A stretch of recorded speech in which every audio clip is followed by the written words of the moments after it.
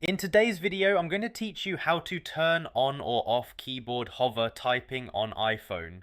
Alright, so I'm starting right here on my iPhone, and the first thing I'm doing is opening up the Settings app. I tap on that gear icon, give it a moment to load, and once I'm inside, I'm looking through the list of options on the screen. From here, I scroll down until I see Accessibility, and once I find it, I tap on it to go inside. Now I'm in the accessibility menu and I continue scrolling down through the list until I spot keyboards and typing. When I see it, I tap on keyboards and typing, and that takes me into the section where typing related accessibility features are managed. Alright, now that I'm here on the keyboards and typing screen, I tap on hover typing to open up the setting.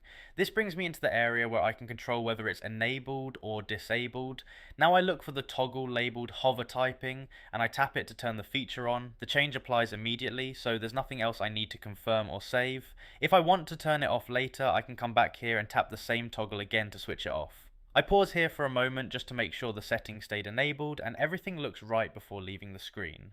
Once that's done, I start backing out through the menus step by step, heading back toward the main screens. Anytime you want to revisit it, just open Settings, go into Accessibility, tap Keyboards and Typing, open Hover Typing, and toggle the feature again.